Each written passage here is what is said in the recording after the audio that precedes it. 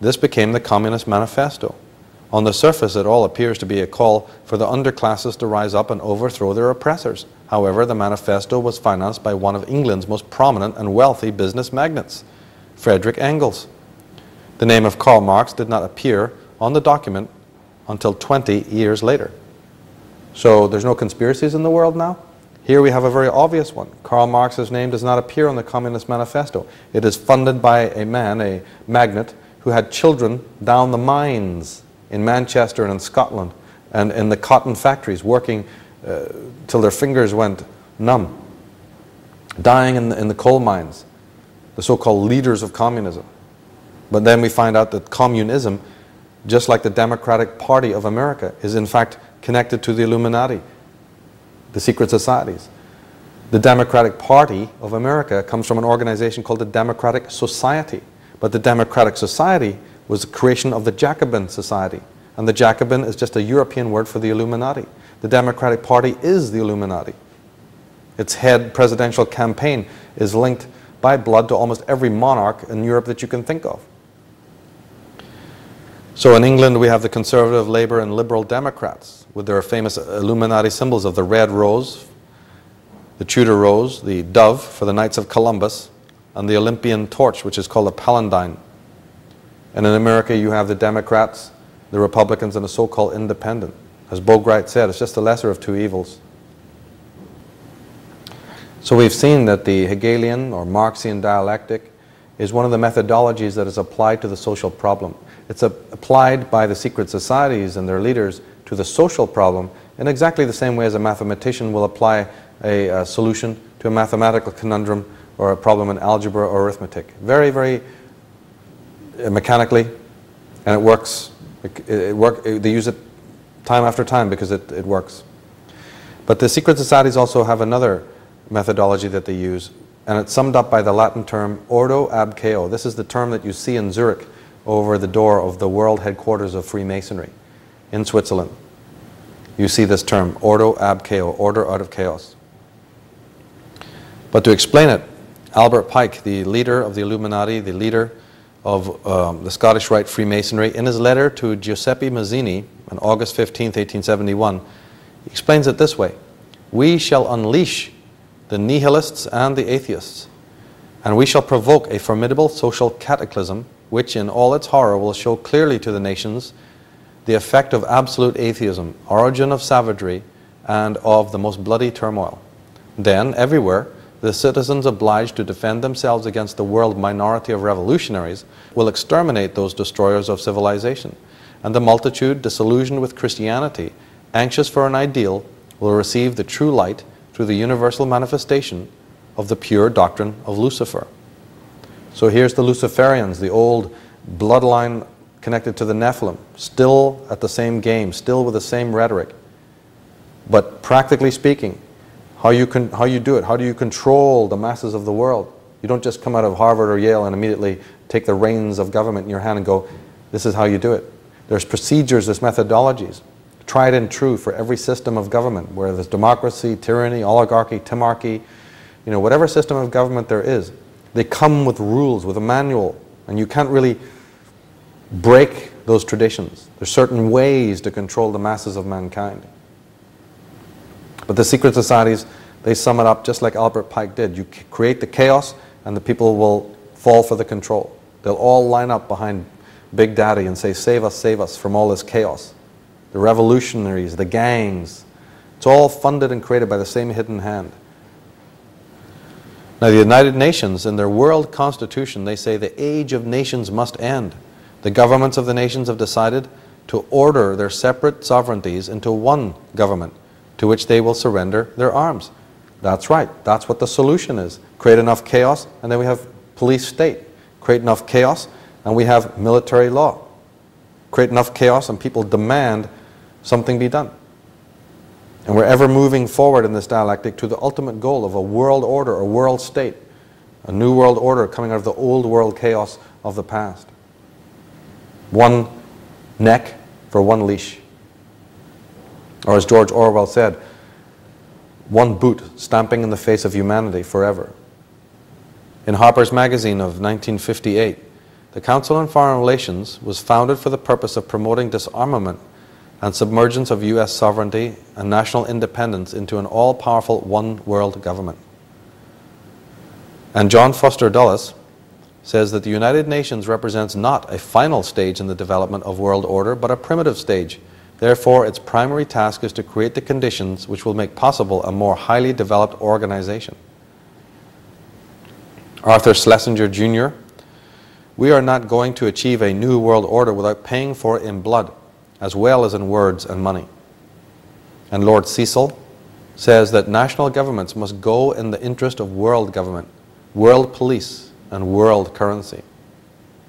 David Rockefeller says all we need is the right major crisis and the nations will accept the new world order.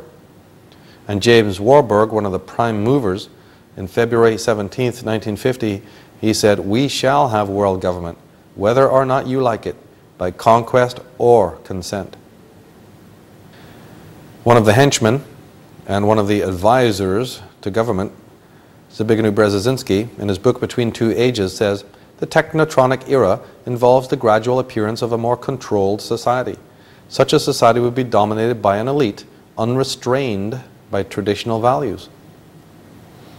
But you see, in a later book called The Grand Chessboard, written in the late 90s, Zbigniew Brzezinski writes this, moreover, as America becomes an increasingly multicultural society, it may find it more difficult to fashion a consensus on foreign policy issues except in the circumstance of a truly massive and widely perceived direct and external threat. And in the program in this series called Weapons of Mass Deception Behind the New World Order, we elaborate on the work of Brzezinski and how it impacts the war on terror and the machinations that are happening in this part of the new millennium, and why he'd make such a statement like that. What does it mean that before the calamities of the World Trade Center, we've got an advisor to government talking about the need for a widely perceived external threat in order to bring in world control, world state order. And Hermann Goering, Reichsfuhrer in the Nazi Party, he said, the people can always be brought to the bidding of the leaders. That is easy. All you have to do is tell them that they're being attacked and denounce the peacemakers for lack of patriotism and exposing the country to danger. It works the same in any country.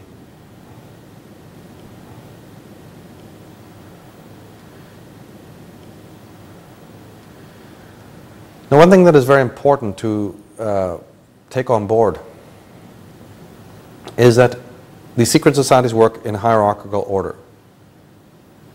Briefly, the individuals that we see on TV or in the magazines or in the history books are often not the people at the helm, even if they're presidents and even if they're major figures. To us at the lower part of the pyramid, they may look like giants and very important people and whatnot. But actually, these are very lower level. Even J.P. Morgan and some of these individuals, the Warburgs, the Rockefellers, these individuals are actually just minions. They are not the controllers. They're what might be described as overworld figures. We know this from studying the symbolism of the Illuminati and the secret societies, because we have to ask, what is the top of the pyramid? What is this? We have the 13 levels, but who sits really at the top of the pyramid? This is most important. If you believe what I am saying and what Jordan Maxwell and others are believing also, we believe these beings to be alien, because as Jordan Maxwell has pointed out, they're too intelligent. The intelligence that rules the world is real intelligence, and it doesn't seem to be human intelligence. So the people's champions that are put before us in the game are often just lower rank minions and lackeys. Perhaps most of them are not even privy themselves. They're so drugged with their own personal greed and their own personal ambitions that they probably don't even care about who's really controlling their strings. Now, Benjamin Disraeli, the Prime Minister of England, the turn of the century, who spent his life exposing secret society, said, the world is run by very different personages from what is imagined by those who are not behind the scenes. And Supreme Court Justice of America in 1952, Felix Frankfurter, said, the real rulers in Washington are invisible and exercise power from behind the scenes. Senator Daniel Inouye says, there exists a shadowy government with its own air force, its own navy, its own fundraising mechanism, and the ability to pursue its own ideas of the national interest, free from all checks and balances and free from the law itself. And General Douglas MacArthur, no less, said, "Our government has kept us in a perpetual state of fear, kept us in continuous stampede of patriotic fervor, with the cry of grave national emergency. Always has there been some terrible evil at home and some monstrous foreign power that was going to gobble us up if we did not blindly rally behind it." In The Secret Doctrine, Volume 3, Madame Blavatsky says, "There are numbers of these mystic brotherhoods which have nothing to do with civilized countries, and it is in their unknown communities that are concealed the skeletons of the past. These adepts could, if they choose, lay claim to strange ancestry." So Madame Blavatsky is of no doubt that the modern rulers in church and state have strange ancestry. They're adepts, powerful adepts, who contain powerful secrets. Don't believe it? Again, my work specifically rests on the horse's mouth. A conspiracy is defined, if you open any dictionary, sociological dictionary, like the Collins Dictionary of Sociology, and look under the word conspiracy, it will say that a conspiracy is only reprehensible or questionable when it is advocated overzealously and when it is based on very thin evidence. Well, in this series, and in the programs that deal specifically with conspiracy, I am presenting the facts in a very eloquent way and backing it up with tons of evidence. And specifically, my whole approach to this rests on going to the horse's mouth, because anyone can say anything about any subject. But when you go to the horse's mouth, to the letters and documents and memoirs and writings of the original members of these individuals who are very elite, they hold very elite positions in society, we're suddenly on very strong ground from a research point of view. Now, Giuseppe Mazzini, the head of the Illuminati, himself says something absolutely of monumental importance. He says, "We form an association of brothers in all points of the globe. Yet there is one unseen that can hardly be felt, yet it weighs on us. Whence comes it? Where is it? No one knows, or at least no one tells. This association is secret, even to us, the veterans of the secret societies." In the movie 3 Days of the Condor, when the Robert Redford character is finding out what is going on behind the government, he's actually instructed by the CIA personnel that there's really a CIA within the CIA. We have the Masonic order basing itself on the cell structure, the pyramidical idea of decompartmentalization, but that's based on the old Freemasonic, the old Illuminati pyramid. And governments and corporations are also based on that kind of idea, that nobody in one cell has the faintest idea what's going on around him or above him or below. Now, the Duke of Brunswick, who was the world Grand Master of Freemasonry in the 17th century, understanding, like George Washington, like many of the founding fathers, and like other people who were in the Freemasons, that Madame Blavatsky is saying that the high Masons, the people who were trying to do good in that secret society, understood that it was being infiltrated by these foreign elements, and that the personages like Duke d'Orléans and Adam Weishaupt and Giuseppe Mazzini and Albert Pike were insinuating into Freemasonry something that was much pernicious and very foreign to what the original tenets of Freemasonry were. Well, the Grand Master of World Freemasonry stood up in the 17th century and actually asked for the worldwide disbandment of Freemasonry because he was so worried about that it had been overtaken. And in his own words he says, "I have been convinced that we as an order have come under the power of some very evil occult order, profoundly versed in science, both occult and otherwise, though not infallible, their methods being black magic. That is to say, electromagnetic power, hypnotism, and powerful suggestion. We are convinced that the order is being controlled by some sun order, after the nature of the Illuminati, if not by that order itself." Now, the Illuminati unfortunately succeeded in uniting with Freemasonry at the Council of Wilhelmsbad in 1780.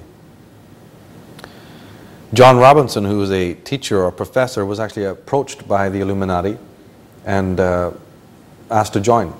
But he suspected that something was up, and after researching it and not joining, he wrote one of the first books exposing them. And this book dates from 1798. It's called Proofs of a Conspiracy.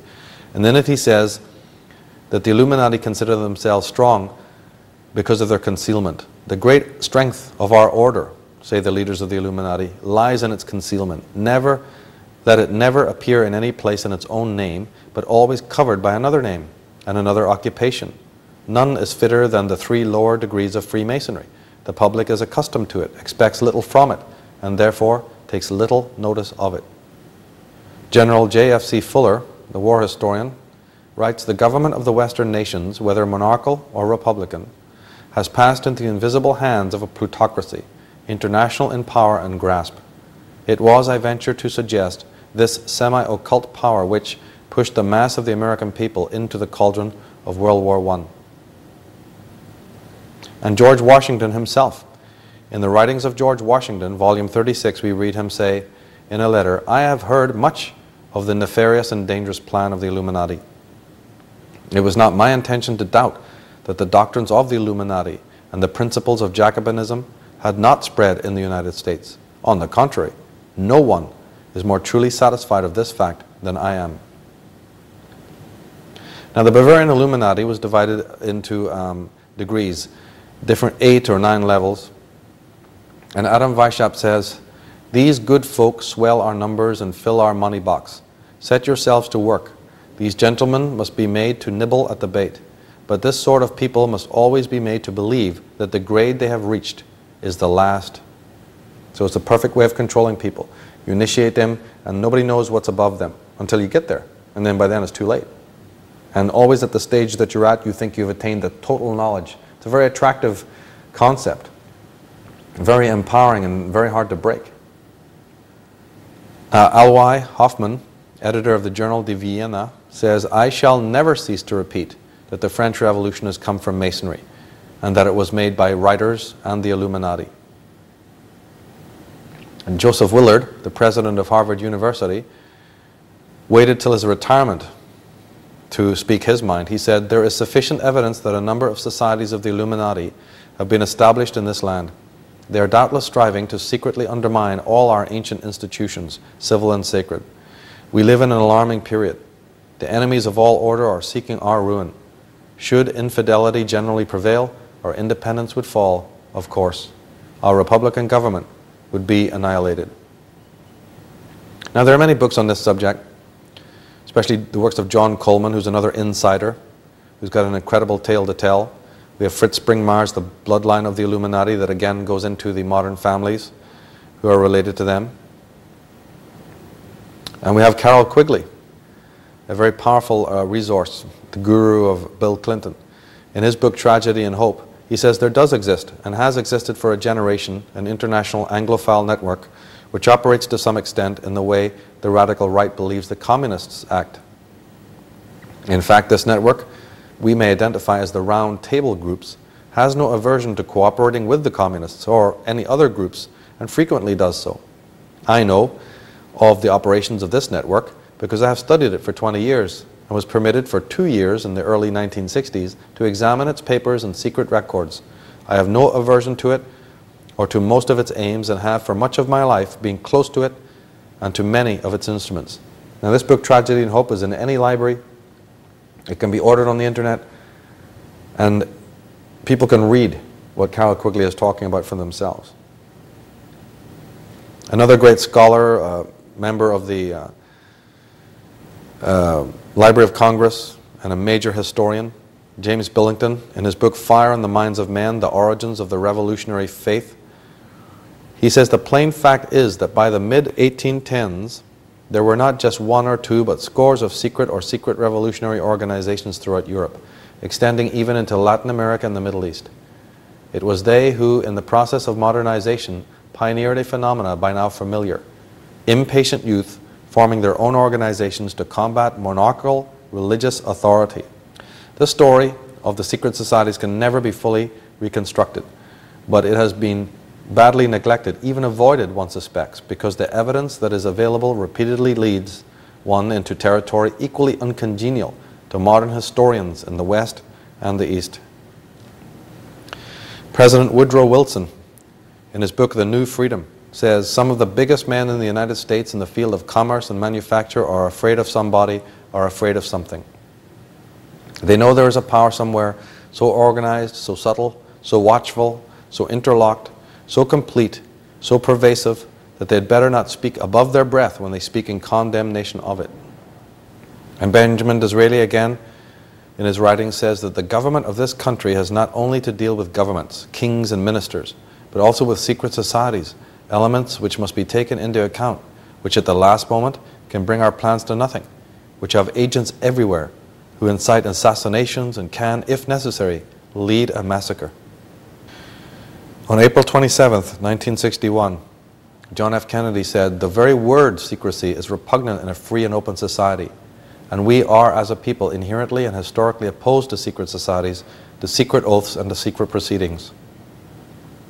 And 10 days prior to his assassination, he said, "The high office of president has been used to foment a plot to destroy the Americans' freedom, and before I leave office, I must inform the citizen of his plight."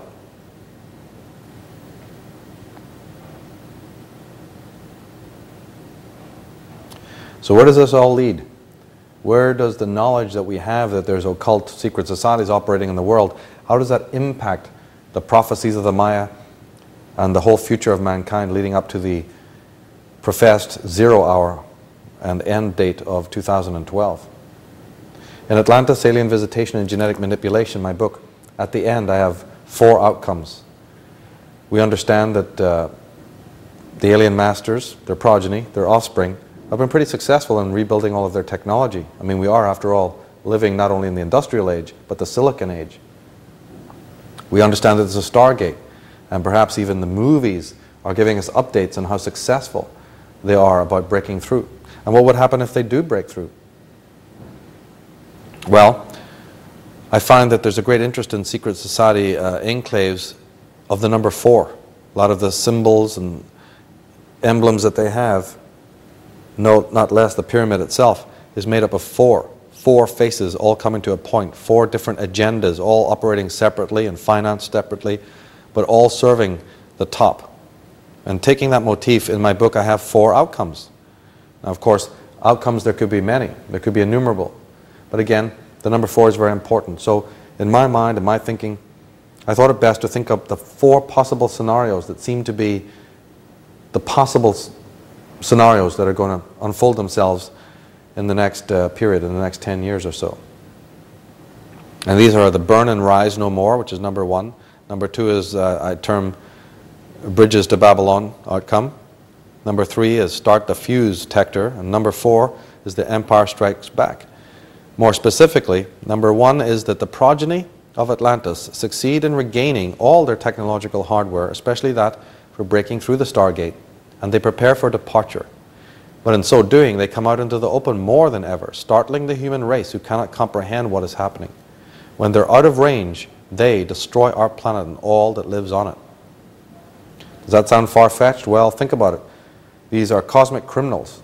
They arrived on our planet, but they didn't want to come. They didn't come here by their free choice, and they haven't enjoyed it since they've been here. Their progeny have the alien DNA strongly inside of them, and they despise nature, they despise the planet, they despise the humans, and they despise the good. And criminals don't necessarily, as a matter of course, like to leave evidence or a trace behind them. So couple that with the hatred that they have for our planet, and that scenario isn't very pleasant. Outcome number 2, the masters realize that no matter what they do, they cannot vacate the earth, and that they are forever to be chained to the pit. In this case, they start ruling the world with unmitigated tyranny, relentlessly and openly. The human race loses whatever privileges, quote unquote, it enjoyed while its utility was beneficial. Now it is deprived and slaughtered. Debauchery is everywhere, and people even turn upon themselves, sinking into chaos of unimaginable proportions, with all the dark, repressed content of consciousness in full view, without the restraint of inner or outer authority. Number 3. The good, under the weight of the yoke, finally rise up against their oppressors, actively preventing them from ever leaving and taking their evil elsewhere. To do this, we destroy, that is, sacrifice ourselves, taking them with us. That's the old fight fire with fire scenario. It might sound ludicrous, It might sound heroic to somebody like Sam Peckinpah, but of course we know it would leave the Earth as a revolving headstone in space. However, in the ancient past there was a scenario that very much approximated this. In Celtic legend they talk about that the king of the Gaels was pretty much ready to sacrifice himself in order to totally annihilate this evil archy that had risen amongst them, their enemy, their nemesis. On the field of battle he was willing to do that. And number 4, mankind finally discovers the correct means to the end and vanquishes its enemy with no excessive loss of life or home world. We eradicate the enemy and finally resolve the problem of evil. The beasts are slain, the damsels are rescued, and the ending is happy. Now, up until now, even with the vast majority of their sophisticated technical hardware again in their possession, the progeny of the Atlanteans are not able to break out of quarantine, out of their internment on the silent planet. The moon is not an ordinary satellite, and no man has physically landed on the moon, though probes have. The commission to build this craft to go beyond the moon has been now privatized. Paul Allen, for instance, announced his prototype craft on May 15, 2004. However, that date, May 15th, just happens to be one of the most important days for the Illuminati. It's called the Mercurialia. So at midnight on the Mercurialia, here we have this bizarre symbolic connection of Paul Allen saying, yes, I'm involved and I'm going to commission the space vehicle, and we've even done it, and I'm pronouncing it to the world. But dates are very important. And the movie The Matrix, 515, May 15th, the Mercurialia. Now additionally, HAARP waves, that's microwaves, are continually being beamed onto the ionosphere to superheat the sky. And we have detonations occurring in the ionosphere. There are 2 natural radiation belts around the Earth, discovered in 1958 by James Van Allen. The natural belts are 64,000 miles deep. The astronauts would have to traverse them for 4 hours. The crafts were extremely thin and not at all protected from radiation of any kind, nor were there linen suits. The radiation in the belts increases when the solar activity, such as the 11-year solar flare activity. Now this activity was especially prominent during the Apollo 11 flights in 1967-9. Its strongest ever recorded activity was 1972, at the height of the Apollo 13 launching. So to make matters worse, you have all of this even more powerful magnetic activity up there on the very time that they're telling us that they're putting the Apollo 13 up there. So we have all of these dimensions of these magnetic sheaths around the Earth, and there has to be a way to get through it, get away through the Stargate. Microwaves are created to beam and superheat it to see if there's a way to get through, and worse, detonations have been set off, many down through history. In US Project A119 in the 1950s, there was a project to nuke the moon, to put a nuclear bomb on the moon. And one, of course, would be at a loss to wonder why that is. Rand Corp and Kellogg, they wanted to nuke the moon in 1956. NASA wanted to do it in 1957 in Project Red Sox. The scientist Edward Teller, the father of the hydrogen bomb, was very eager to nuke the moon. And the Soviets in 1950 nearly did it in Project E4. In 1962, another radiation belt was actually artificially created by the US military when they detonated a megaton nuclear bomb 248 miles above the Earth in order to create a corridor through the natural belts. The radiation from this detonation caused a third belt with 100 times the radiation of other belts. Sir Bernard Lovell said that the detonation was cataclysmic. So in their fervor and their ardor and their eagerness to break through the Stargate, they take up their weaponry, blast it off on the moon and up there in the ionosphere, and actually make the problem even worse. And then we're told that it's our CFCs and it's our McDonald's cartons that are creating the hole in the ozone layer. Could it not be these explosions? Could it not be these detonations? Could it not be this 3 billion watt hot radiation that's incinerating the atmosphere in this crazy attempt to escape the planet? Well, residents in Faulkner and Garland counties believe they saw meteors soaring through the atmosphere just after 10 o'clock Tuesday night. Experts in the Arkansas Sky Observatory explain it's the end of a major meteor shower related to Halley's Comet. But all the Conway resident Tommy Earnhardt knows is that a sonic boom was enough to rattle her entire house. It just shook all of the doors and everything. It was just a loud boom that shook everything. It sounded like a train was coming through our house. It was that loud. And Joshua Meeks said he saw a big ball of fire like a big flash. I mean, it was almost as big as the moon. Many in Conway and Hot Springs saw those flashes, but it's unclear where or if anything made it to the ground. If it was, in fact, a meteor, they're a very rare find in Arkansas. There was even a plan to move the Earth physically out of its present orbit to another orbit. This crack-brained scheme was taken seriously by many scientists and many members of NASA to literally move the orbit of the Earth. And when asked why they wanted to do this, oh, it's to save us from the greenhouse effect. So in other words, first they create a greenhouse effect, and now their plan is to move the planet Earth to another orbit. Anyone who buys into this deserves what's coming. And we are being given warnings as well. Let's be under no mistake about it. Maybe it's part of this pact with the microbes. It certainly is part of the pact to always tell your victim what you're going to do. This may not be something that ordinary individuals can understand, but in the black arts, in the magical and occult and metaphysical tradition, the enemy must be complicit, especially if it's a ritual-based idea. It's better that your victim is aware of what you're doing. So they don't come and tell us verbally or directly, but they will tell us in many ways. They're telling us that we're at the beginning of the end.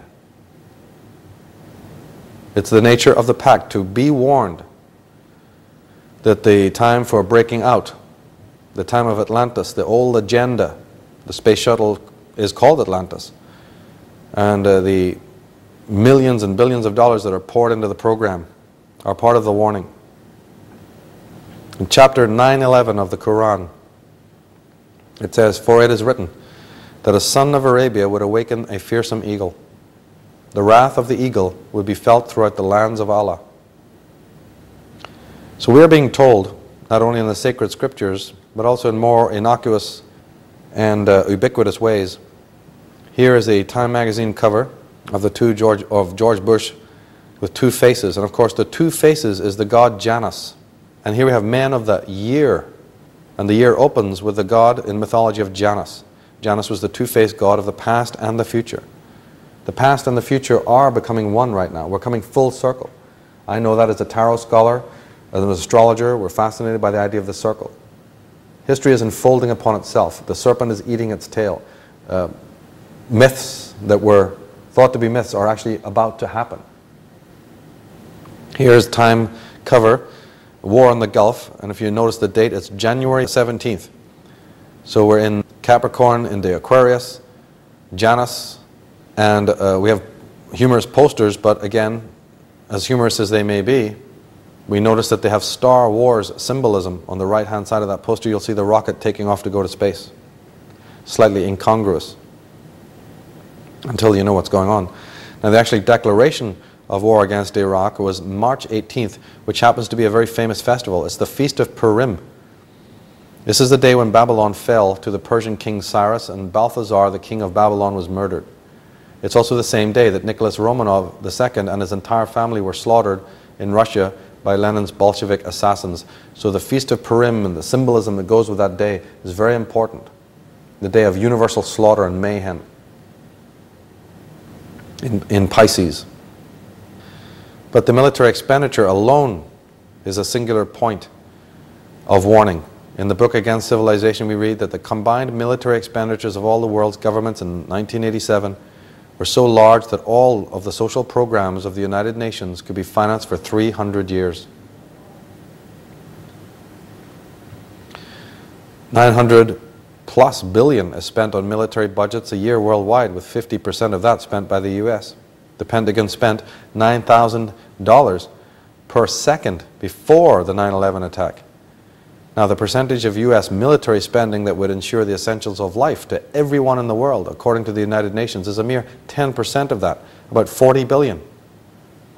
The amount of funding that was initially requested to fund our retaliatory attack on Afghanistan.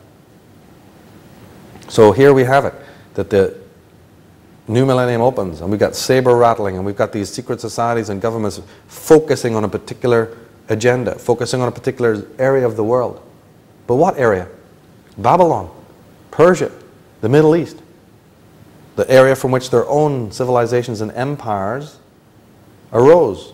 Suddenly we're coming full circle. Suddenly the vanguard of the West is centering itself on Iran and Iraq and Persia and Babylon, the center, the cradle of their own civilization.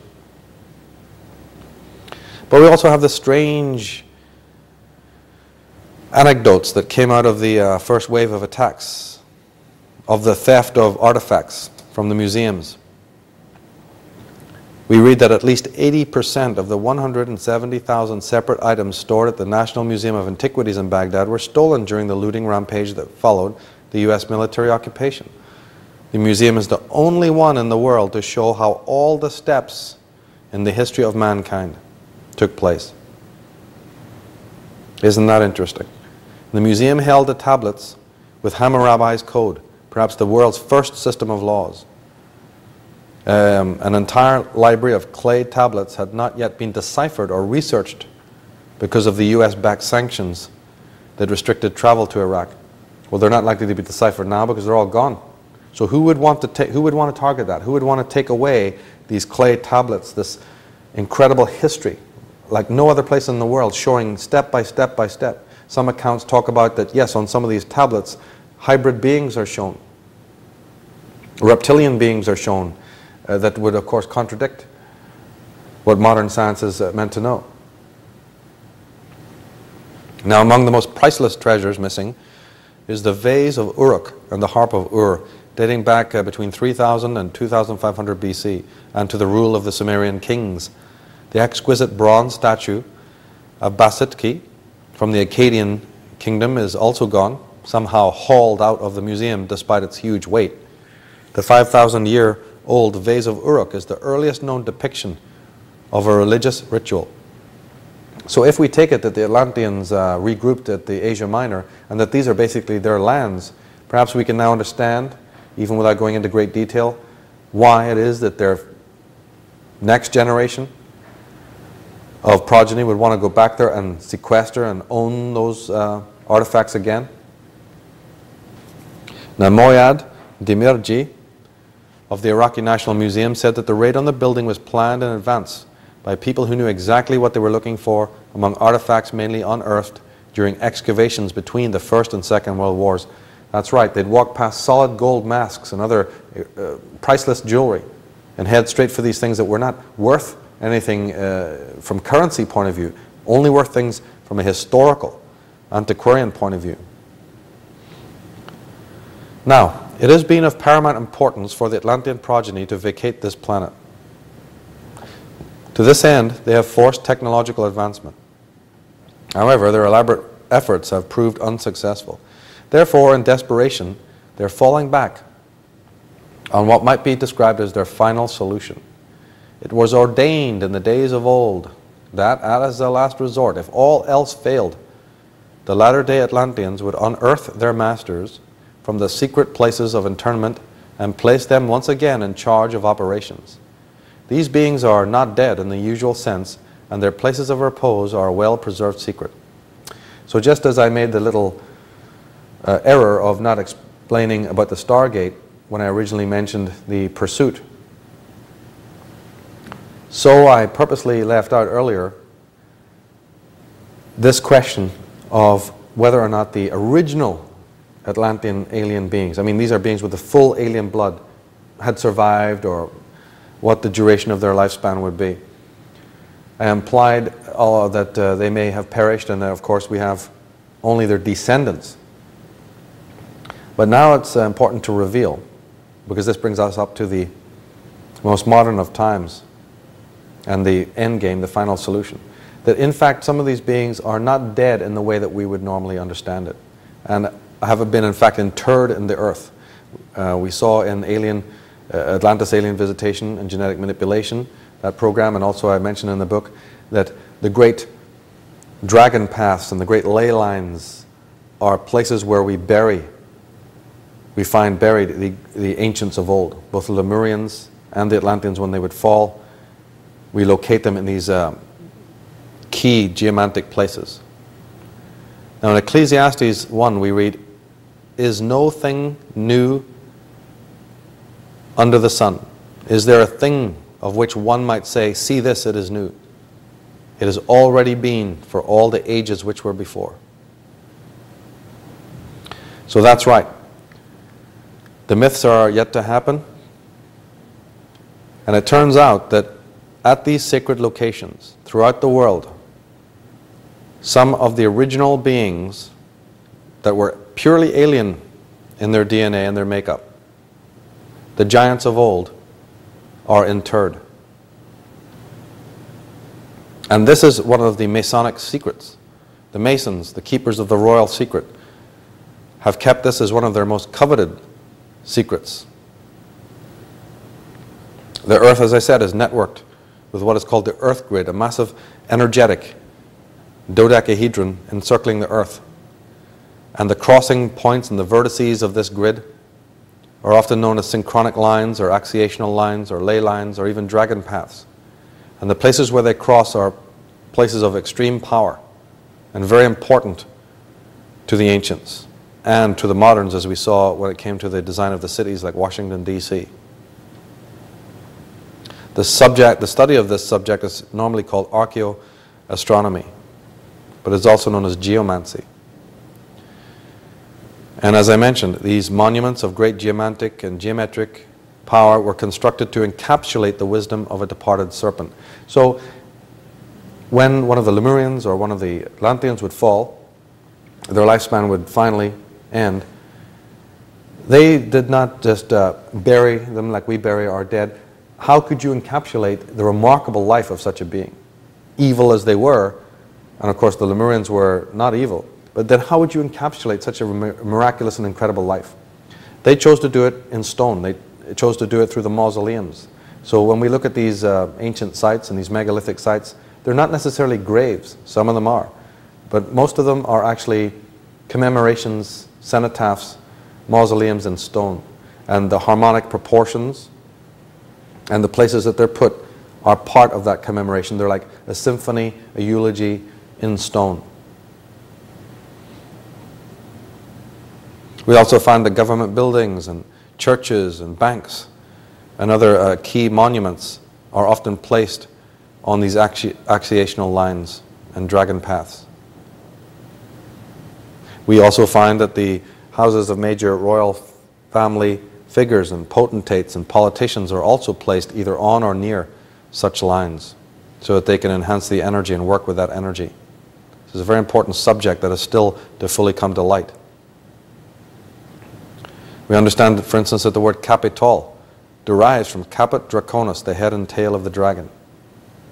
So the leaders, the state heads, the serpent masters literally sit at where the tail and the head of the dragon meet, what we call the Capitol buildings, based on occult geometry, occult archaeoastronomy. The Vatican City, with the obelisks and the monuments in the center, designed like a zodiac, and then you have the tower or the clock tower in the middle to bring terrestrial time, link it to sidereal time.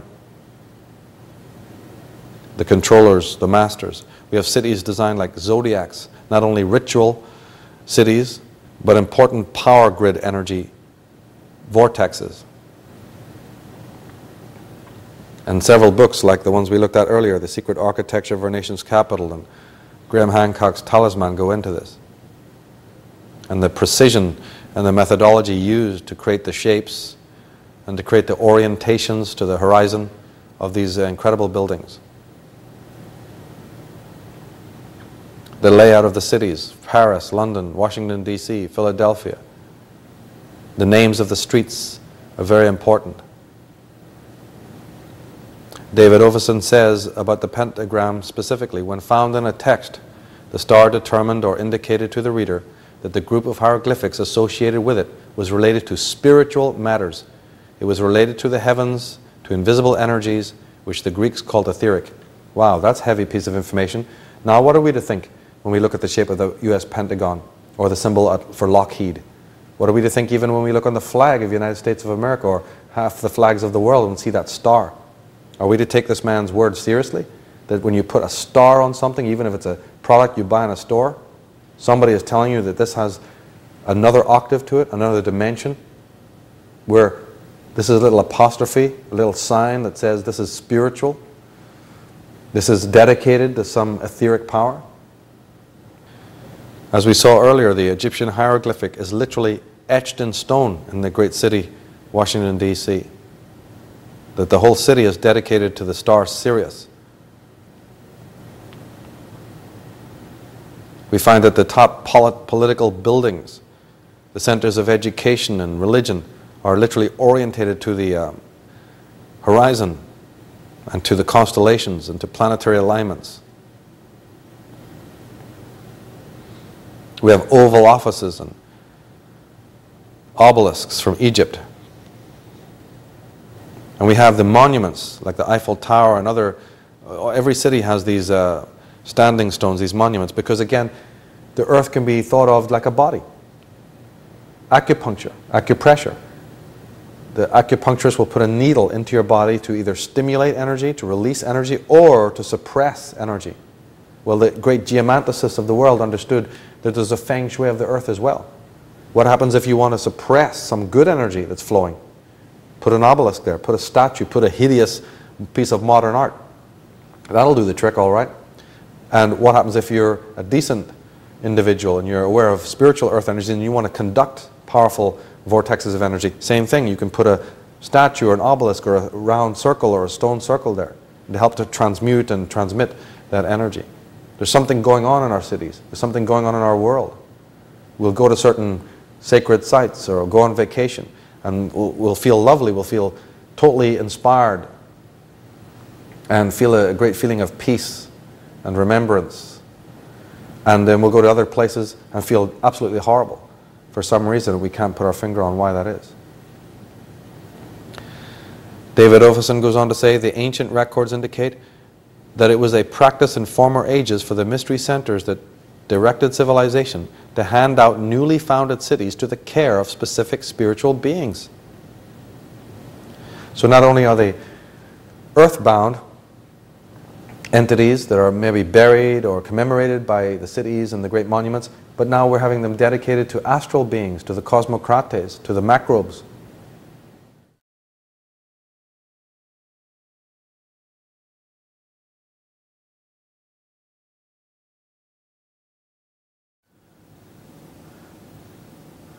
Now David Oveson goes on to say, perhaps it is sufficient that we recognize as true the medieval arcane notion that such beings could be invited to participate in the life of a city by means of the spiritual art of astrology. These spiritual beings he's referring to are known in Latin as the cosmocrates or the angeli motivori, the angelic beings. He says the leader of these mighty beings was due to take over the direction of Western civilization in 1881. This caused considerable excitement in the esoteric circles of Washington, D.C. and the occult world in general. So now we hear that there's a hierarchy of these beings, there's a leader of these beings, and theosophists know what this means. It reminds us of Steiner and his work on the concept of Michael and Ahriman. Again, he spoke about different centuries, different ages being presided over. But here we're hearing that these beings, are they the macrobes? Are these John Dee's macrobes that are overlooking the destiny of mankind, overlooking our social welfare, being conjured into existence by the elites that are just hiding behind the veil of politics, operating in our world by way of the fronts of religion in exactly the same way a criminal syndicate like the mafia operates behind retail fronts and casinos? I mean, is this what we're talking about here? When it comes specifically to the internment of age-old beings, the Revelation 17 says something that needs to be noted. The beast that thou sawest was and is not, yet shall ascend out of the bottomless pit and go into perdition. And they that dwell on the earth shall marvel, whose names were not written in the book of life from the foundation of the world, when they behold the beast that was, is not, yet will be again. So again here, despite the flowery language, despite the posy, despite the cryptic nature of biblical passages, we can work it out. Here we're being told that there was a being, entities that were, then they were not, and then they shall be again. And we have the motif of the bottomless pit. One has to decode this, one has to understand the metaphors. Now, we think when we hear about bottomless pits, we have this normal idea of internment in the earth, under the ground. But could it not be, as some researchers are saying, that the earth itself in this quarantine situation is the bottomless pit, and that these entities have been chained to the pit? The book of Baruch again, there were the giants famous from the beginning, that were of so great stature and so expert in war. Book of Enoch, this child which is born to you shall survive on earth, and his sons shall be saved with him. When all mankind who are on the earth die, he shall be safe, and his posterity shall beget the giants, not spiritual, but carnal. In Revelation 9, the rest of mankind that were not killed by these plagues still did not repent of the work of their hands. They did not stop worshipping demons and idols of gold, silver, bronze, stone, and wood idols that cannot see or hear or walk. Nor did they repent of their murders, their magic arts, their sexual immorality, or their thefts. So we're hearing about the gods, but gods and giants in connection with immorality and amorality. I mean, even from a Christian point of view, these passages need clarification. And that's why a lot of Christian thinkers are even trying to extrapolate and find deeper meanings in these enigmatic passages. Because what are we hearing about? Almost in every passage when we hear about the gods or God, we're also hearing about crime, debauchery, perversity, immorality. Why would these two subjects suddenly go together when we're talking religion? Again, on the concept of the underworld, another term used often is the abyss. When he opened the abyss, smoke rose from it like the smoke from a gigantic furnace. The sun and the sky were darkened by the smoke from the abyss, and out of the smoke locusts came down upon the earth, and were given power like that of the scorpions of the earth. They were told not to harm the grass of the earth or any plant or tree, but only those people who did not have the seal of God on their foreheads. They were not given power to kill them, but only to torture them for 5 months. And the agony they suffered was like that of the sting of a scorpion when it strikes a man. During those days, men will seek death, but will not find it. They will long to die, but death will elude them. The locusts looked like horses prepared for battle. On their heads they wore something like crowns of gold. Their faces resembled human faces. Their hair was like women's hair, and their teeth were like the lion's teeth.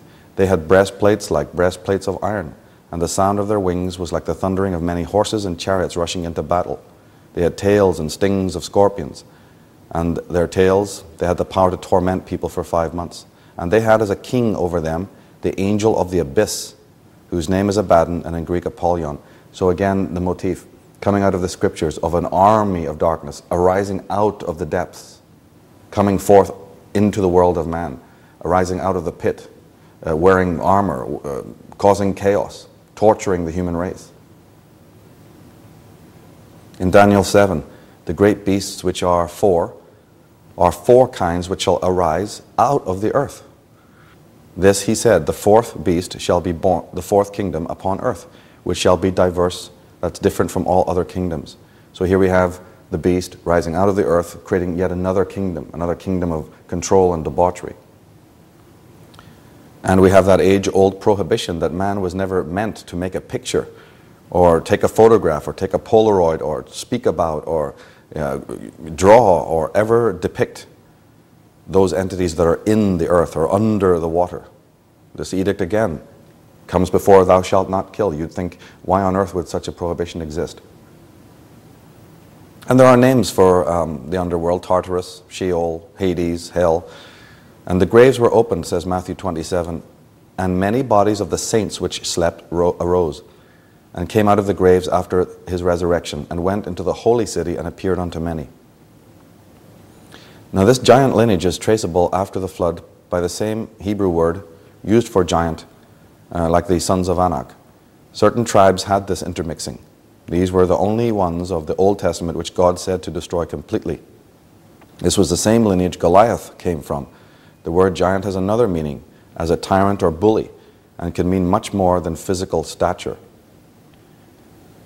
The Victorian writer Bulwer Lytton, we find that he wrote about these in his books. In 1867, Wentworth Little founded the English Rosicrucian Society. That's a secret society that goes back to antiquity, but it was revamped and reformed in the 1800s.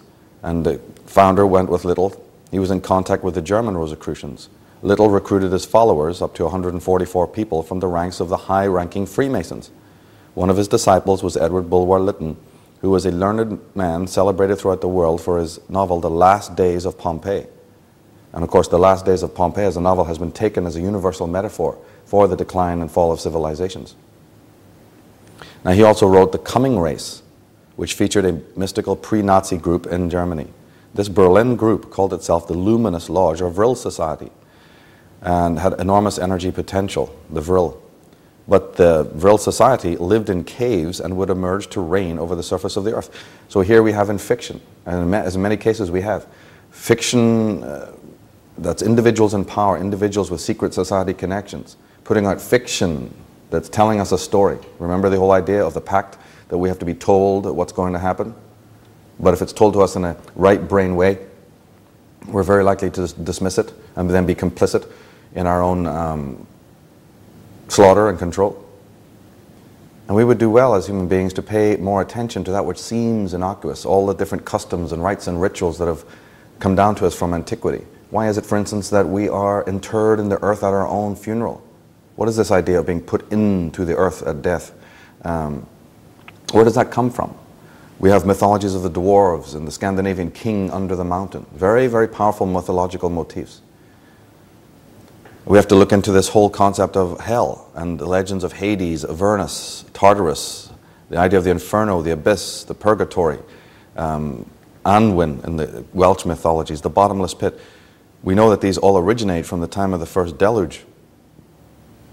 But why is it that the ancients in the Bible are so emphatic about the fact that there is a hollow earth and that there's caves and internment? So then the question then arises, if these tombs, underground tombs exist, where are they? And has the secret of these locations been kept in antiquity? We know that since the advent of the satellites, that the entire earth can be mapped, and that we've seen even pictures of underground rivers being mapped and charted and lost cities. And certainly it's possible through the technology to physically now locate graves which may have been interned and may have been covered over by cities and deserts for many thousands of years. Now we certainly know that the forces that be can position those again, even if they didn't already have maps to do so. Religion, the concept of the resurrection, and I want to emphasize that what are we talking about when we actually hearing about resurrection? When we take away all the gloss and all the posy and all the wishful thinking, the word literally means not reincarnation, but resurrection, the body itself rising from the dead. I mean, the Christians are absolutely adamant on this and go to great lengths to tell you that this is not spiritual. This is a physical act. Graves are literally opening. Individuals are coming to life. You know, frightening to even think about what that would really mean. But there you have it. And the occult books, the occult lore, the occult literature, and occult principles also talk about the fact that these undead, meaning that they're not dead in the usual sense that we would understand. I mean, we only have to look to the vampire myths. Vampire myths go back a long way. And we're told, there's a lot of emphasis, that the individuals are not dead, but they're what's called the undead, sort of inhabiting a kind of a suspended state in between two worlds, in some way suspended and able to come and go. And the occult principles talk about the fact that, like any vampire, there needs to be feeding. And we already understand that John Dee put the entire world up in a blood ritual pact to his macrobes. Well, there's another dimension to this. Could not the deaths and mortality and wars and violence and criminality and just the release of tension at the time of certain assassinations, these assassinations are known often to be done on specific areas, like Lady Diana Spencer in Paris and JFK in Dallas. There's certain geometry involved in these killings. And then what happens emotionally when it comes across the television and the media, and everyone bleeds off all of this emotion from the most incredible computer or organic battery that exists, the human mind. Where's all that energy going? Where's all this tension and frustration and stress going? And why have we got a culture that is schizogenic, creating all of this? All we know is that down through time we have had the most atrocious events going on. Massive deaths, suicides like Guyana, enormous staged events, televised megadeath, incidents like Waco and Heaven's Gate and the Columbine Massacre and so on. And we have wars, all highly staged, highly publicized. Is there something occult going on behind all of this? Now it turns out that these so-called underground chambers are not ordinary. They were constructed using pure charged crystals and other magical techniques to help attract, contain and generate the energy released through the grid. The energy that we release kinetically, the fear, the stress, the repressed angers and so on, and all the sadism that arises and the whole cocktail of emotions. This energy grid picks it up in exactly the same way that electricity works, like magnetism works. Enters into the grid and then pours into these chambers to feed the undead, to feed these individuals who thrive off of this. And we have to look at the terms again. It's very important to look at the real meaning of the word nuclear war and atomic war and Cold War and Star Wars. We go into this in the book, that these are talking about the inner biology of human beings, is it not? I mean, it's not a stretch to understand that the nuclear and atom are things within. The war is really an inner war as opposed to bombs dropping from the skies. And so the daily diet of news, full of horror and injustice, is indeed a diet. This is what we have to understand. It serves to stimulate and generate precisely the kind of emotional reactions required to sustain the demonic presences which prey over us. The news and newspapers, read by everyone everywhere, fill readers and audiences with dread, fear, and futility. These soft reactions still drain energy from the erstwhile victim. The energy released from your own living room is conducted via the ambient electromagnetism into the earth grid. Large doses of fear, trepidation, and agony were released during the 9/11 disaster, September 11th, not only from New York, but all over the world. This event was staged at the site of a powerful vortex or synchronic line. August 31st, another very important occult date, 1997, a famous assassination. Tremendous occult principles involved. Just as a case in point, for those who are interested, 100 years to the day, August 31st again, Jack the Ripper took his first victim in that series of ritual deaths. And those deaths have been clearly brought to the door of the royal family in England by Stephen Knight. Stephen Knight, who wrote the book The Brotherhood, absolutely clearly shows you that this was by royal appointment. And Stephen Knight died mysteriously 2 years after his book was written. November 22nd, the 13th sign of the zodiac, Sagittarius, the most important occult position of the zodiac. We have a very famous assassination, and the symbolism is incredible. The cenotaph that was built for Kennedy has 13 levels. It was the assassination was at the junction of 3 roads. It was on the 33rd meridian of the earth. The 33rd meridian of the earth is very important to occult societies and Freemasons, those who are into the know in these subjects. Now the geographical latitude of Jerusalem and the Temple Mount lies between the 31st and 32nd degree parallels, with the latter passing just south of the Holy City. It has also been remarked that the Mother Lodge of the Scottish Rite Supreme Council of the 33rd degree was located in the city of Charleston in South Carolina, probably because the 33rd degree parallel passes almost right through it. Most of the banks of the world, the stately homes, parks, a lot of the atomic and detonations, also a lot of the wars have gone on between the 30th and 33rd parallel of the Earth. These are important zones on the Earth. Now the rape of the planet Earth, the pollution, the desecration of oceans, the forests and jungles and atmosphere is all part of this preparation for the arising. It's not by accident that we seem to be so ecocidal when it comes to our own planet. There's no cult agenda behind that. The pirates devastating the whole of the land, and the Hudson Bay companies, all by royal appointment, the Virginia Company, the East India Company. We have a wholesale rape going on and a wholesale slaughter of people in the world. And we have it in our modern age. if beings are about to arise, if there's a final solution going on, if it's getting late in the day, and these children of the Nephilim are not able to break through the Stargate, and they are even turning to their final solution, which is to disinter, to reawaken, either genetically or in some other means, these ancient beings, and turn the problem over to them 11,000 years or more later. These individuals are going to want feeding, just like at the time of any hatching of any animal. There's a greater need for blood, a greater need for energy. And it is my thesis that we talk about, that one of the grave sites is in the Middle East, in Iraq, probably not far from Baghdad, in Asia Minor. It's very likely that one of the tombs or underground cenotaphs or mausoleums or whatever you want to call it is in the Middle East. And that's part of the reason why we're moving in that area.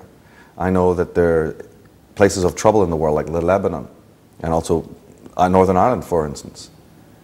In Ireland, our mythologies are absolutely loaded with information about Kronos, the great god being taken to Ireland and chained there and interred there.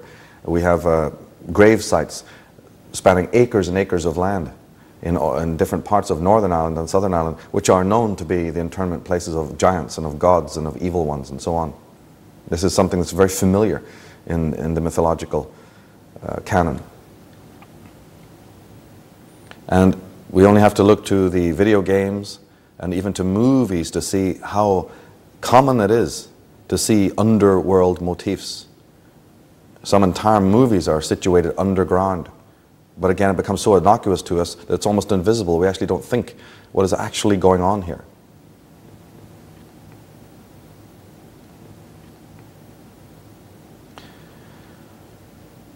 Now, the disinterment of the alien original masters is, as I said, the final solution, the big plan.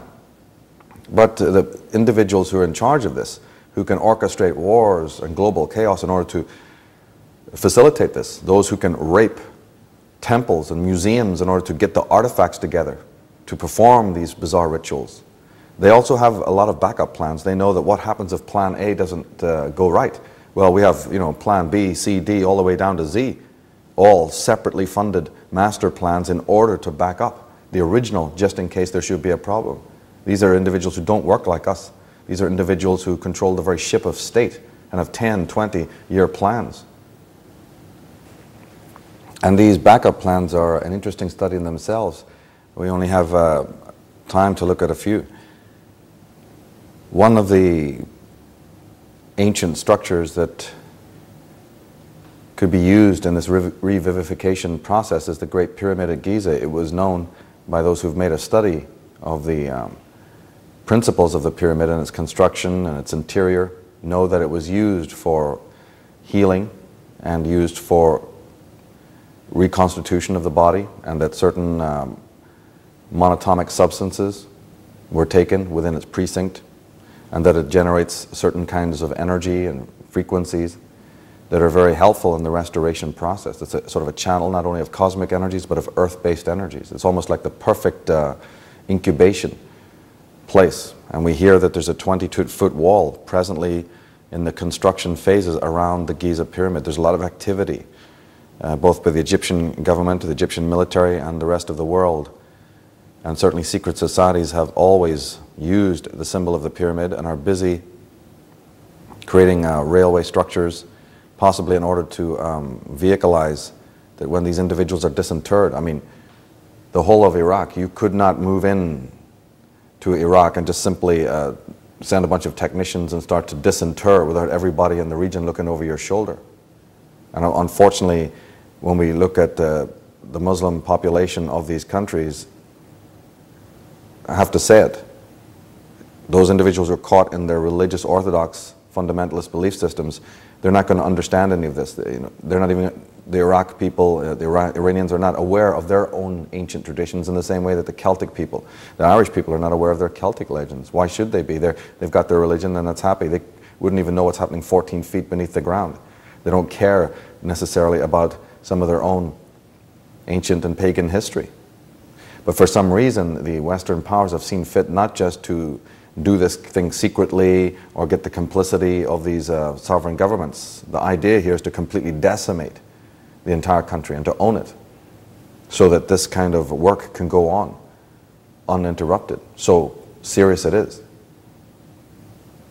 And if phase one in these laboratories over there doesn't work, then these beings, these bodies can be moved. We have lots of research in the world regarding the digging up of the pharaohs and checking out the DNA of the pharaohs, and we're not really understanding why millions of dollars should be spent on such preposterous research, and yet now we understand there's a reason for this. Now, one of the most important things to take on board regarding prophecy, the prophetic aspect of this, and why there would be suddenly at this particular date and time in the early part of this millennium such saber-rattling declarations of war, and why it is that the vanguard of the West are returning back to the Middle East, whether one buys into an occult agenda in the molestation of these countries or the robbing of the museums and so on, or not. We have to understand that the Mayan prophecies are talking about time is very short. Let's for a moment imagine that, yes, some great time of ending is approaching us. We are hearing cosmological reports and of alignments, planetary alignments. We're also hearing of the photon belt. Some scholars are saying that in the years leading up to 2012, we're going to have what is known as photonic energy. This is the planet Earth being washed in photonic energy. Photonic energy is the highest form of light that is known physically. We all know about light. Well, the highest form of light that can manifest physically is photonic. Photonics is discharge from the movement of the electron on an atomic level. And there is purported to be a large belt of photonic energy that every period of certain age will come in which the whole, not just the planet, but the whole solar system will pass through almost like a car wash. The whole solar system moving through a high radiation band of photonic energy. And if this is the case, this could be one of the reasons it's precipitating the acceleration, the speed, the need of the progeny of the Atlanteans to vacate the planet. Because photonic energy has certain principles. From Barbara Hann Clow's book, The Pleiadian Agenda, we find that Robert Stanley, who reported on the discovery of the photon band by satellites in 1991, and he commented, "These excesses of photons are being emitted from the center of our galaxy. Our solar system enters the area of our galaxy every 11,000 years and then passes through for 2,000 years while completing its 26,000 year galactic orbit." Noel Huntley, in his book The Photon Belt Encounter, says, "By means of satellite instrumentation, astronomers in 1961 discovered what appeared to be an unusual nebula. We normally understand the nebula phenomena as a vast, cloud-like mass of gas or dust. This one, however, appeared to have anomalous properties and was named the Golden Nebula.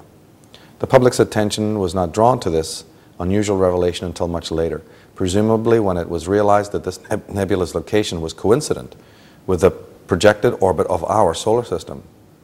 Around the early 1980s, a radio announcement in the US was made that our solar system was, in fact, going to collide with an electromagnetic cloud in the not too distant future.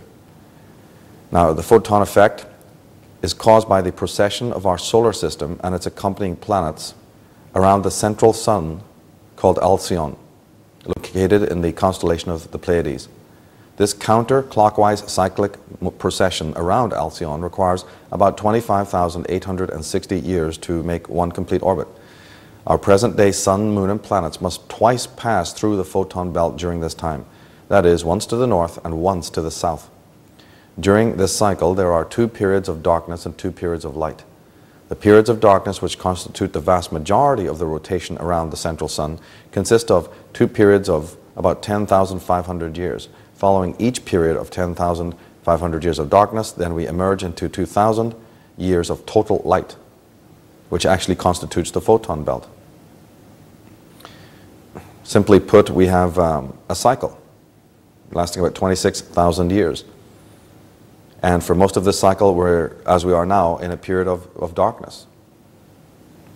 And then for about 2,000 years on each side, because of course of any circle, there is the 12 o'clock position and the 6 o'clock position, the north and the south nodes. And at each of these nodes of the cycle, the solar system will pass through for 2,000 years the photonic energy band. Now, of course, one can get into all sorts of criticisms and arguments regarding this concept. I, for one, am a little skeptical, not about the fact there's a photon belt, but that the fact that there's such a thing as static, repeated cycles. This is, again, part of the old Newtonian closed universe mindset. Perhaps there is a photon action, and perhaps there are these cycles, but perhaps they're based more on a Fibonacci series, like all organic things in the universe are based on the Fibonacci series. So perhaps to talk about fixed cycles that repeat ad infinitum down through the generations is perhaps not so accurate or true. But these are points that should be left aside for now. Now, the photon belt was discovered, as we said, in 1961 by satellite-borne instruments. It comes around every 10,000 years and lasts for 2,000 years. Each is thought to, Earth is thought to have entered the outer perimeter in 1962. But again, that's open to speculation. Different authors say different things. However, if the Earth and the solar system was to approach or enter into the photonic energy, our sun's radiation would be dramatically altered. The electrons would be affected, and they will generate photonic radiation. So whether we're entering a belt of radiation or whether some other activity or movement or dynamic affects the electrons within our planet, within our atmosphere, within the atomic frequency, then there's photonic energy released. I mean, there's a speculation on exactly how these photonic particles will start to act and operate. And if the sun enters the belt first, it will disappear, and we on the planet Earth will be left in total darkness for a while. If the Earth moves in first, then the mythologies of the world say that the entire sky will appear to be on fire, and we hear this concept in mythology and in the legends. Now, all things, once this photonic energy starts, all things will emit light and phosphorescence, and darkness will simply not exist. There'll be an effulgence. I mean, you can't have all the atomic energy, the atomic particles releasing photonic energy, and nothing will happen. Claiming your hands, your body, the trees, you know, the very rocks, all the particles will start to emit this effulgence. And of course, those who understand the metaphysical principles of light, this matters greatly, because light is not just something that helps you see. It's not just a sensual thing. Light is very much connected spiritually and in the mythologies and in the religious canon to development, spiritual enlightenment, purity, sanctity. So is this what the Bible and the mythologies were talking about, that as our planet moves through photonic energy, there's also an enlightening process that goes on? Well, if that's the case, I would have a question. Every time that we turn a bright light on us, the dirt tends to shine up more. We tend to see the dirt more clearly. So is this what the children of the Nephilim and the immoral ones, the ones who've steeped our world in a sea of blood, are worrying about? The individuals whose constitution, whose psyche is vile and immoral and criminal and unjust? Is that what is precipitating these end days? Is that what the Maya calendar perhaps is talking about and warning us? That the coming of this photonic light is literally like the roach cleaner on his way. The car is going through the car wash. Then what? Is this the spin-dry cycle for the earth? All things organic, knowing how to clean themselves. Everything in our life we cleanse. Well, does the planet have its own clean cycle? There's also talk that the codons within the DNA will upgrade from 22 codons to the 64. So the DNA, there'll be changes within the biology and the DNA, and also the consciousness. And the spiritual people who've researched yoga and the subtle body understand that we have what's called a light body. And that light body is also connected to radiation and to the photonic radiation. Deepak Chopra says it this way: photons come out of nowhere. They cannot be stored, they can barely be pinned down in time, and they have no home in space whatsoever. That is, light occupies no volume and has no mass. The similarity between a thought and a photon is very deep. Both are born in the region beyond space and time where nature controls all processes that in that void. which is full of creative intelligence. The massive cycle that we're talking about of 25,000 years and so has often been termed the Leviathan cycle, and again is symbolized strangely by a dragon or a reptile or a fish encircling the earth. Cycles were often shown this way, in figurative ways by the ancients, of a large coiling, encircling dragon or a band. Virgil Armstrong says that following each period of 10,500 years of darkness, and he's talking more here about spiritual darkness again, we then emerge into 2,000 years of total light, which actually constitutes the photon belt. We then have 21,860 years of darkness and 4,000 years of light if you take it together. Another way of viewing this phenomena is that in one complete orbit we have 5/6 darkness and approximately 1/6 light, or a 5-to-1 ratio, with darkness being predominant. Surprisingly enough, we are now once again emerging from the 10,000 plus years of darkness and preparing to emerge into 2,000 years of light, which will begin to experience that in around the year 2000, he says. But what I want to draw attention to right here is this whole idea of the 5-to-1. It's very important to understand that the pentagram is in a way a cryptic symbol for that. And we've been talking a lot about the symbol of the pentagram and how it's used on many mega corporations and military establishments and on flags and on symbols. And that, of course, represents the 5 around the 1, which is being used in magic. Now, another important cycle here, as an alternative theory to the photonic energy, or perhaps a compatible one, is the idea in 2012 that the sun aligns with what is known as the galactic central point. The galactic central point, or the center of the galaxy, is very, very important not only to astronomers but to the ancients again. I have to stress how important these cosmological events and phenomena were to ancient men. And of course we hear about astrology and different conjunctions and different aspects. We have the 12 signs of the zodiac.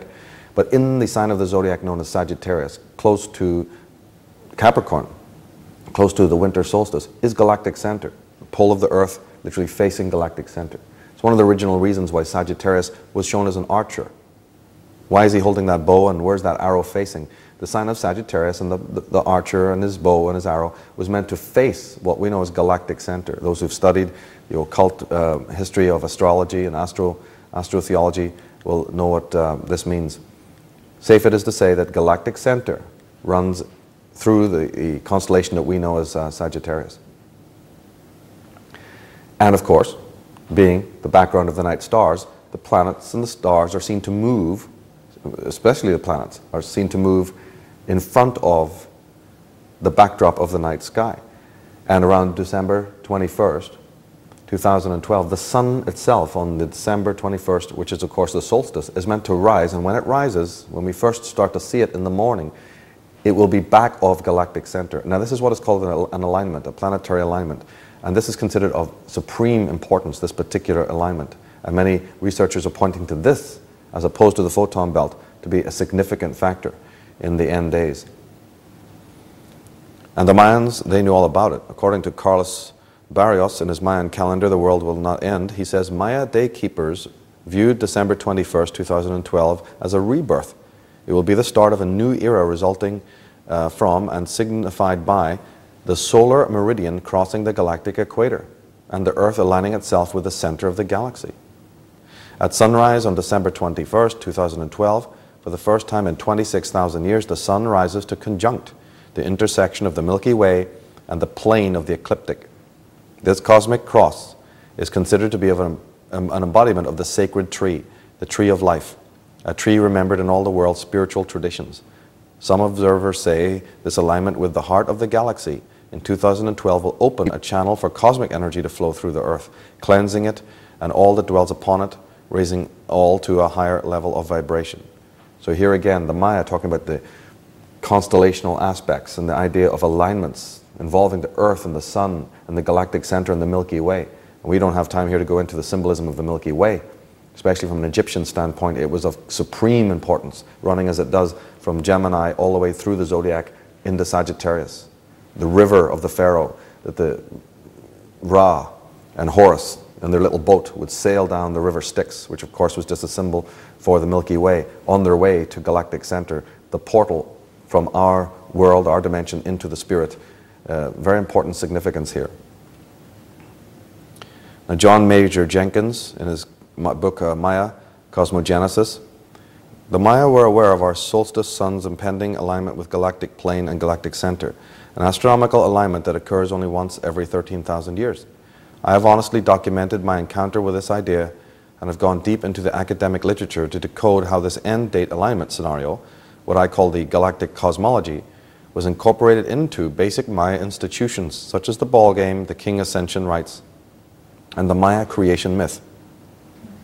This amazing fact that ancient Mesoamerican sky watchers were able to pinpoint a winter solstice far off into the future has not been dealt with by Mayanists. And why did they choose the year 2012? One immediately gets the impression that there is a very strange mystery to be confronted here. Why did early Mesoamerican sky watchers pick a date some 2,300 years into the future, and in fact, how did they pinpoint an accurate winter solstice? With all these considerations, one begins to suspect that for some reason the ancient New World astronomers were tracking precession. So John Major Jenkins asks a bunch of questions here, the age-old questions about how did they know? They lived years ago. But wait a minute, he's dating the Maya from 2,300 years? That's just been shot to pieces recently when we've discovered that their ancestors from whom they got this knowledge go back millennia more. And that's why we've been spending so much time in this show to point out the reasons of how this ancestral knowledge came down to us. That we're not talking about primitive individuals who were scratching this together. We're talking about incredibly advanced civilizations.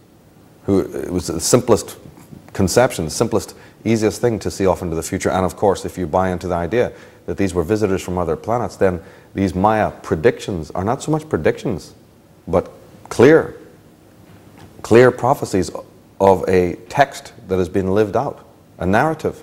Well, if you've created the story, you know what the end chapter is going to be. In 2012, the plane of our solar system will line up exactly with the plane of our galaxy, the Milky Way. This cycle has taken 26,000 years to complete. This alignment was recorded by the Maya, whose calendar was said to arise from a phenomenon referred to as the sacred tree, a central motif of the Maya creation myths. This says Linda Scheel. The god of the sun, that's Pakal, Lord Ahu, was depicted as entering into this tree during his death. The incredible Maya site of Palenque is filled with sacred tree motifs and references to astronomical events. In their book Forest of Kings, Scheel and Friedel suggest that the sacred tree referred to as the ecliptic. Apparently, that was only part of the picture, for the sacred tree that Pakal ascends in death is more than just the ecliptic. It is the sacred doorway to the underworld. The crossing point of Milky Way and ecliptic is the doorway and represents the sacred source and origin. Now, when a planet, the sun or the moon, entered the dark cleft of the Milky Way in Sagittarius, which happens to be the exact center of the Milky Way, the galactic equator, entrance to the underworld road was possible, which could then take a journeyer up into the heart of the sky. This road has been called by different names: the Dark Road, the Road to Xibalba, the Camino de Santiago, and the Crossroads. It is really where the galactic center crosses the ecliptic in Sagittarius. The fall equinox sun conjuncted the sacred tree about 6,400 years ago. That's a quarter of the precessional cycle. Ancient cultures in Mesopotamia may have recognized this alignment and called it the Golden Age. The fall from this state of alignment may be responsible for the original fall from paradise myth, which filtered out into the Judaic tradition. Terence McKenna demonstrates that on winter solstice of 2012, galactic center will be rising heliacally, that's with the sun, just before dawn.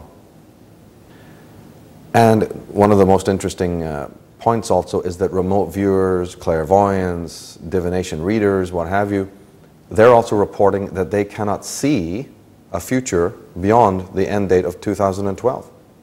Which is kind of perplexing.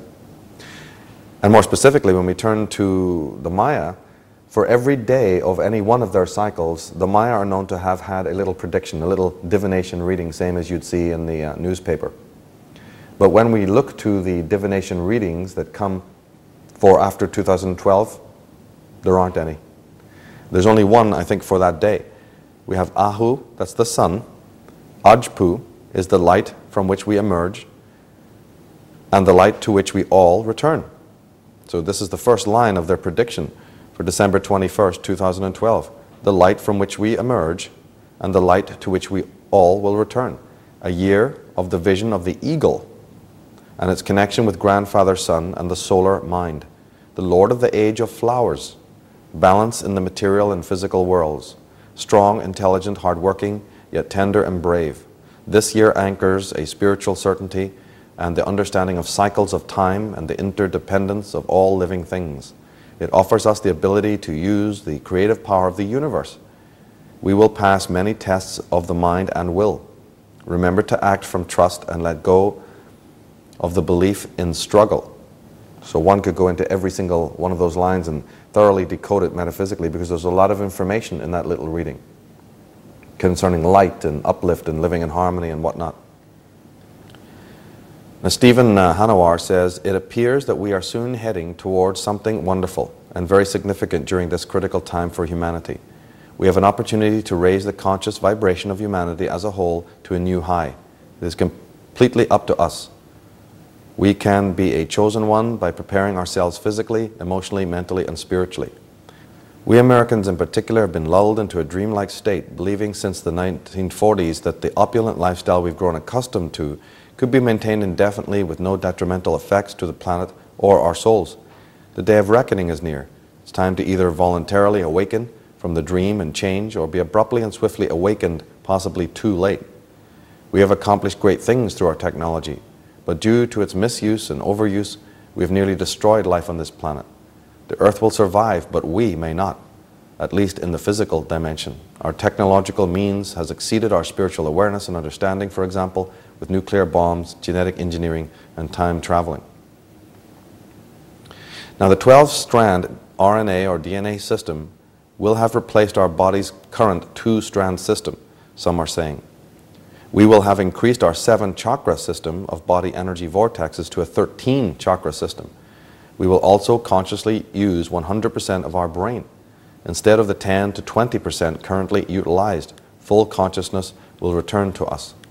These are some hypotheses that are being put before us by individuals within the metaphysical and spiritual communities, that the end date of 2012 signals major changes positively for consciousness. But again, as I repeat, before you can have the light, or when you have bright light, the first thing you notice is the dirt. So maybe there's also a catabolic season or a catabolic dimension to all of this, where we have to really confront some of our demons and some of our negative aspects and purge that first before we can move on and be in the light, so to speak. Dr. George W. Crowell, he says, of the Cleveland Laboratories, announced that he had discovered at the heart of every living organism a tiny nucleus of energy all aglow, with temperatures ranging from 3,000 to 6,000 degrees of heat, which he called radiogens or hot points, precisely akin to the radiant energy of solar matter. He affirmed that a tiny particle of the sun's power and radiance was lodged within the heart of every organic unit. And is that not what we've been told, figuratively and poetically and spiritually in the great scriptures of old, that man, the temple of God, is within, that he is the light? Was that not the message of not only Christ, but the Buddha and the other great mystics of the world? That man is the light of the universe? Now, of course, we're on the countdown time clock to these end dates, and if there is going to be some kind of social catharsis or even individual cleansing, we have to look at some of the forms that that could take, and also some of the consequences that could happen when individuals are forced to confront and examine and also exercise some of the dark aspects of their own psyche. And we also know that there's presences on this planet who would just be very much enjoying that kind of release, as we saw earlier on, and may in fact be working to precipitate it. Are there other things that we should know about the permutations and the nuances of these coming cleansing cycles? Well, Richard Allen Miller and Iona Miller, in the Nexus magazine interview, they also say that for epochs, Schumann resonances have provided the orchestrating pulse for life on this planet, our planetary heartbeat, which sets the tempo for health and well-being. ELF frequencies of Schumann's resonance are intimately linked with those of human brain waves. Naturally or artificially induced changes in the Schumann resonance could affect the subtle and perhaps gross brainwave generation. Liquid crystals, and that could be the DNA, the brain ventricles, the cellular structure in the human body, may operate as antenna for detecting and decoding such global and local ELF signals. So they're talking about this incredible symbiosis between the human body, the vibrations of the human body, the cellular makeup of the human body, and the earth, and these very important Schumann waves and resonances and Hartmann waves, the heartbeat of the earth. There is a rapport that needs to be taken into consideration. They say there is a harmonic relationship between the earth and our mind and body. Earth's low-frequency isoelectric field, the magnetic field of the earth, and the electrostatic field that emerges from our bodies are closely interwoven. Our internal rhythms interact with external rhythms, affecting our balance, our REM patterns, and mental focus. Or is it the other way around? Are the mental, emotional, and psychological states of human beings causing the changes in the electromagnetism of the planet? That's exactly what Wilhelm Reich and some of the major students of this subject would certainly have believed. Because again, our materialistic background would tell us, oh, it's all environment, it's all the external changes in this objective reality, then the human being is affected by it. Like consciousness is secondary, consciousness is subservient. But as we're discovering more and more about the actual connections between consciousness and the world, between psychic energy and physical energy, we're starting to understand, as the magicians and alchemists of the old understood, that consciousness has a lot more power over matter than we have thought before. Consciousness is the dominant one. So could it not be that consciousness itself is the trigger in this situation, as opposed to just us passively changing because something in the external world is changing? Now, Stephen Hanauer goes on to say the Maya calendar is the only calendar known to be based on galactic cycles. The Mayans claimed they created this calendar in order to monitor the light coming from the center of the galaxy and how it affected our DNA. We now know through the work of Fritz Popp that DNA not only absorbs lights but also emits light. DNA also appears to be the bridge between our physical and etheric bodies. Modern science now realizes that our DNA directly reflects our consciousness, making it possible for us to willfully change our DNA. Now, Earth's background base frequency, or heartbeat, called the Schumann resonance, or SR, is rising dramatically. Though it varies among geographical regions, for decades the overall measurement was 7.8 cycles per second. This was once thought to be a constant. Recent reports set the rate at over 11 cycles and climbing. Science doesn't know why or what to make of it. Well, Wilhelm Reich would.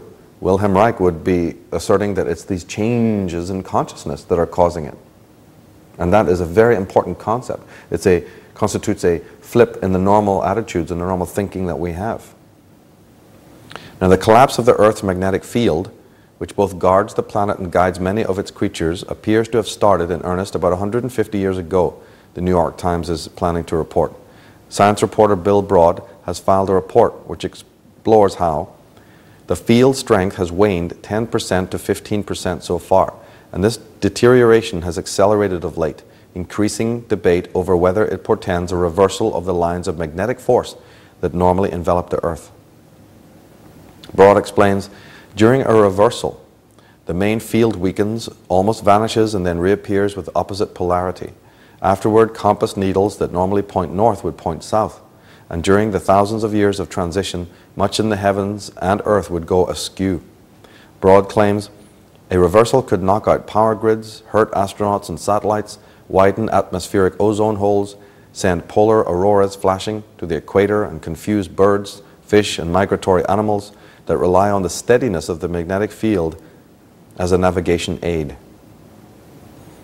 Now, Jerry Smith, in his harp, The Ultimate Weapon of the Conspiracy, also is worried about the powers that be compounding this problem and trying to affect human behavior.